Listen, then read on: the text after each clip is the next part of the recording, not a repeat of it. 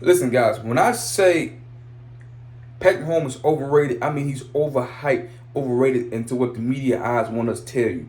Listen, he's phenomenal, super talented. He won a great athlete. He used to be a shortstop. He used to play baseball. Them no look passes, them short stop on the dime and throw the ball across your body. That's talented. That's skill set. He got a skill set, right? But we're talking about the position he was put in. Listen, if nasty freak ass Deshaun Watson was put with Andy Reid, because I think Deshaun Watson is the best athlete playing quarterback. I think if Deshaun Watson had Tyreek Hill, Travis Kelsey, Kareem Hunt, Sammy Watkins, we'll be talking about him in that systematic. But Deshaun Watson did come into an All-Pro receiver in Deshaun and Hopkins, so he had his way and he's getting his recognition.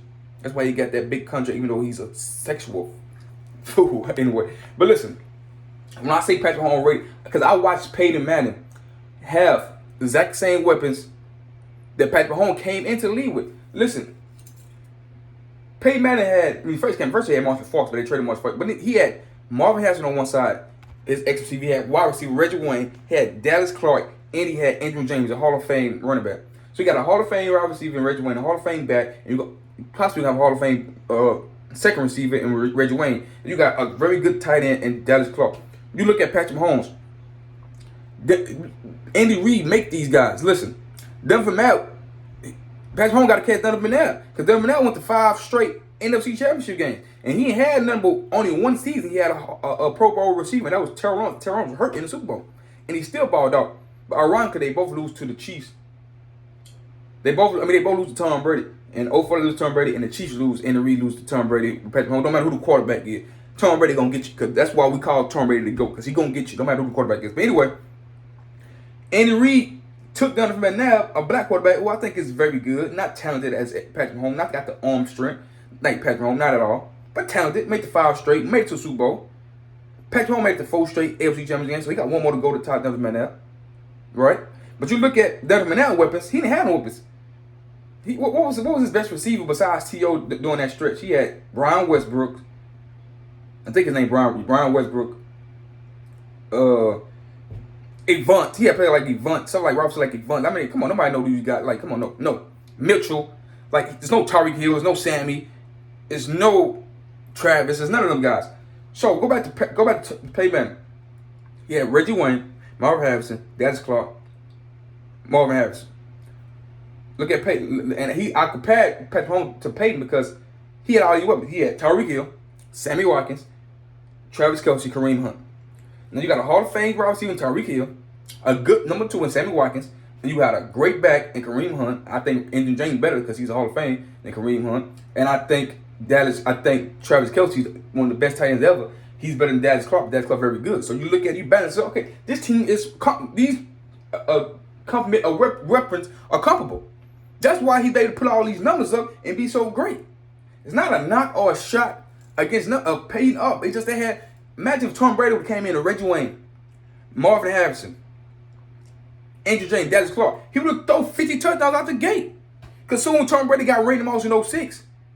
Bombs away, 50 touchdowns, broke Peyton Manning record. As soon as he got a wide receiver that was Pro Bowl worthy. That's my point.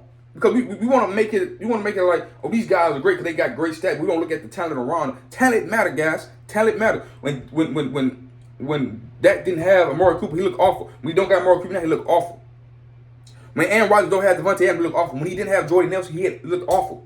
You need talent. If just because you're a talented quarterback, you're a great quarterback, you need weapons around you. The only player that made Pro Bowls and won MVP without Hall of Fame wide receiver was Tom Brady. Tom Brady won the Pro Bowl. Tom Brady won an MVP he won 2 MVPs without a Pro Bowl receiver. He had a Pro Bowl tight end and Grunt, but he had no Pro Bowl receiver. He won one in 010. He won one in 010 unanimously without a Pro Bowl receiver. He won one at age 41 and 42 without a Pro Bowl receiver. So, and he won all Super Bowls. All Super Bowls without a Pro Bowl receiver. He won 7 Super Bowls without a Pro Bowl receiver. So we got to get that man his credit. So when you do put Pro Bowl receiver on, he throw for over 40 touchdown passes. And Mike Evans is a Pro Bowl receiver, but he hadn't made it the last 2 years. But he threw 40 touchdown passes when he got there, and he threw 50 when he had Randy Moss. With Patrick Mahomes, he had Pro Bowl. He got Pro Bowl receivers all around him. with Tyreek and Travis, tight end. And I said, listen, because the Patriots, when he first came in the league, won the MVP, Patrick Mahomes, the Patriots beat them 40-43. It took a field goal because somebody had the ball last to beat them by 3 points.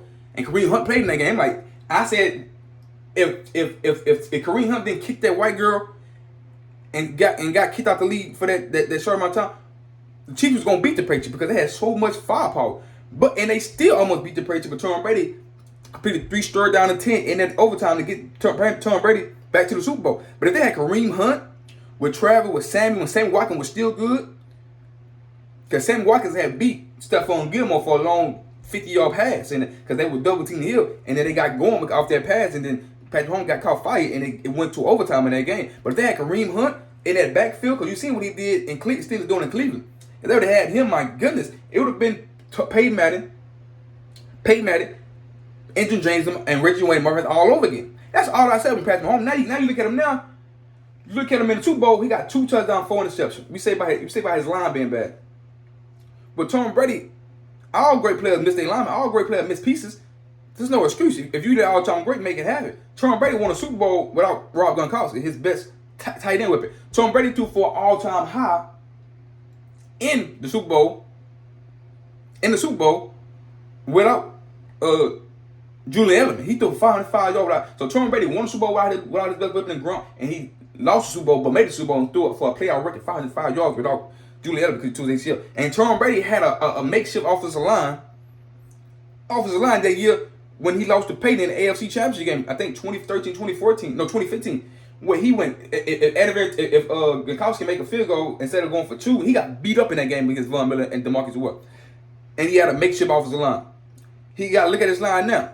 We're going to see how he do against New Orleans Saints. So you got to make it happen. Now, I do understand that line was beat up, but you Patrick Mahomes, you supposed to be the best thing. You got to make it happen.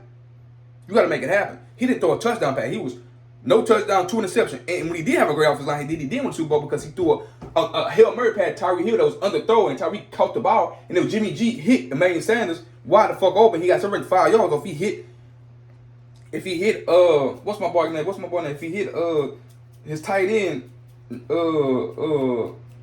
what's the boy from San Francisco, the tight end, the good tight end? Got his name at the moment. But if he hit him for 5 yards, they get the first down. But you punt the ball to Patrick Mahomes got down the field. In that Super Bowl, he was 2 touchdowns, 2 interceptions. Didn't throw for 300 yards. So you look at his Super Bowl, both his Super Bowl performances. If he stopped right now, you look at the Super Bowl performance, he got 2 touchdowns, 4 interceptions.